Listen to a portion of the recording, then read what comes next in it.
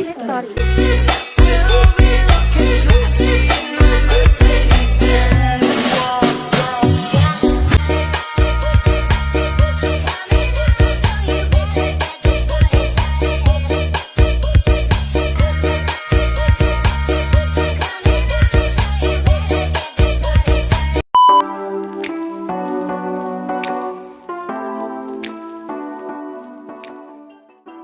Latar belakang munculnya pergerakan nasional. Pada awal abad ke-20, munculnya golongan terpelajar di Indonesia yang berusaha memperjuangkan kemerdekaan. Yang menyebabkan kemunculan golongan terpelajar adalah kebijakan politik etis dari Ratu Belanda Wilhelmina pada 1899.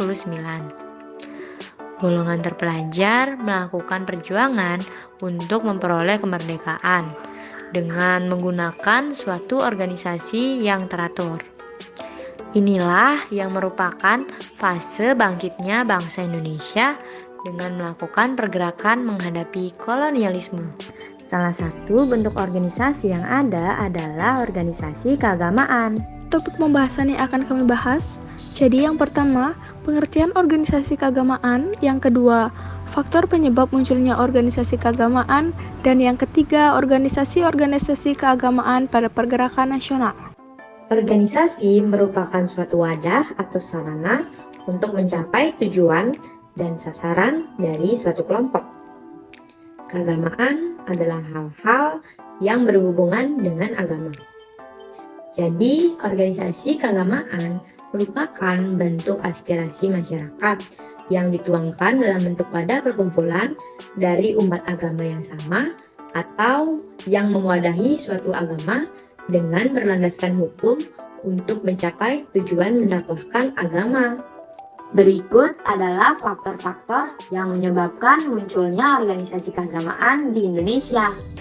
Pertama, munculnya tokoh-tokoh agama yang memiliki pemikiran progresif. Kedua, adanya keinginan untuk melawan kolonialisme Belanda di Indonesia. Ketiga, banyak tokoh-tokoh agama yang ingin mewujudkan kesejahteraan masyarakat pribumi melalui program sosial, politik, dan pendidikan. Organisasi-organisasi keagamaan pada pergerakan nasional. Organisasi yang pertama yaitu Muhammadiyah. Bahkan, organisasi Muhammadiyah ini masih eksis hingga sekarang ini karena merupakan organisasi tertua dalam masa pergerakan. Jadi, didirikannya oleh Kiai Haji Ahmad Dahlan di Yogyakarta pada tanggal 18 November tahun 1912. Adapun alirannya ini berhaluan sosial, agama, dan bersifat moderat atau kooperatif, sedangkan tujuan kenapa didirikan Muhammadiyah ini untuk mengembalikan Islam sesuai dengan sunnah Rasul dan memberantas kebiasaan yang tidak sesuai dan memajukan ilmu agama Islam bagi anggotanya. Jadi, Muhammadiyah ini pergerakannya dalam bentuk mendirikan lembaga-lembaga pendidikan, lalu ada tablik-tablik akbar badan wakaf serta menerbitkan buku-buku, brosur, majalah, dan surat kabar. Hal ini dapat disimpulkan bahwa organisasi Muhammadiyah bergerak melalui dunia pendidikan dan mendukung perjuangan kemerdekaan. Lalu tujuan itu untuk menghapus kebodohan dan kemiskinan sehingga sekarang juga Muhammadiyah masih eksis di Indonesia. Adapun organisasi kedua yang akan kita bahas adalah SI atau Sarekat Islam. Pada awal berdirinya Sarekat Islam ini bukan partai politik. Awal organisasi ini bernama Sarekat Dagang Islam. Didirikan oleh Haji Samanudin pada tahun 1911 di Surakarta. Pada mulanya, organisasi ini bertujuan untuk memajukan perdagangan Indonesia di bawah panji-panji Islam dan untuk menyaingi para pedagang Tionghoa atau Cina di Solo. Jadi, awal tujuannya Samanudin ingin supaya para pedagang muslim pribumi bisa bersaing dengan para pedagang Tionghoa, yang saat itu memang memonopoli pasar. Pada September 1912, akhirnya Cokro Aminoto merubah nama Sarekat Dagang Islam menjadi Sarekat Islam. Kenapa dirubah? Karena Cokro Aminoto berpikir supaya jangkauan pergerakan Sarekat Islam bisa semakin luas, tidak hanya tercangkup pada sektor perdagangan saja.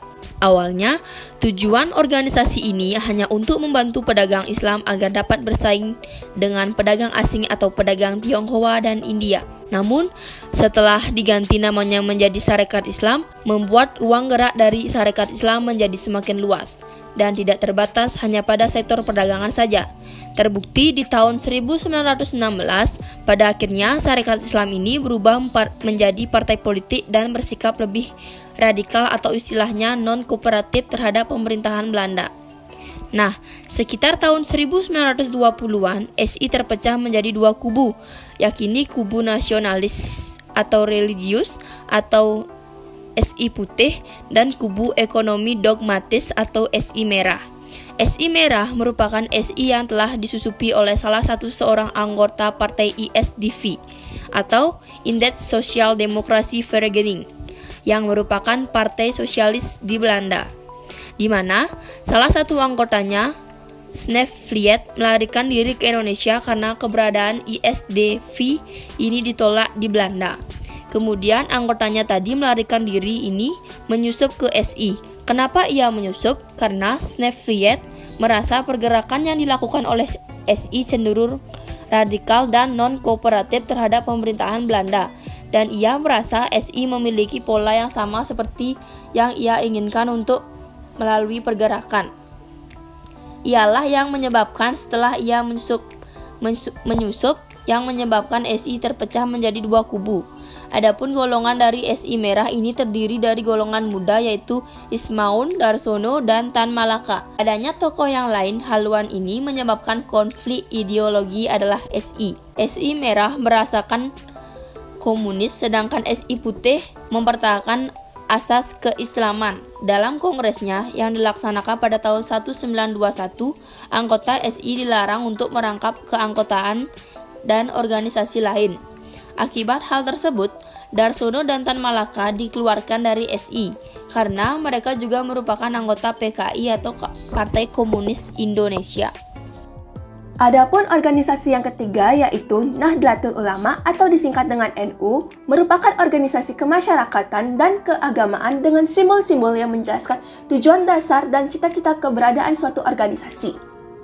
Nahdlatul Ulama didirikan pada tanggal 31 Januari 1926 sebagai perwakilan ulama tradisionalis yang mendapat bimbingan ideologis dari Ahlus Sunnah wal Jamaah.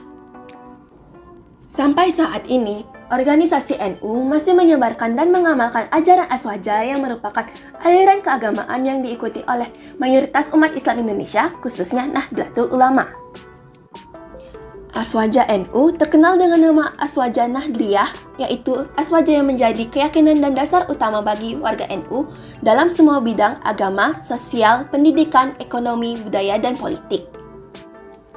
Asas Nahdlatul Ulama NU adalah Islam dan kebangsaan Indonesia. Perumusan pada tahun 1927, organisasi NU bertujuan untuk memperkuat kesetiaan Islam kepada salah satu 4 mazhab dan untuk melaksanakan kegiatan yang bermanfaat bagi para anggotanya sesuai dengan ajaran Islam. Setelah keluar dari Masyumi, Nahdlatul Ulama menjadi partai politik yang berdiri sendiri pada tahun 1952.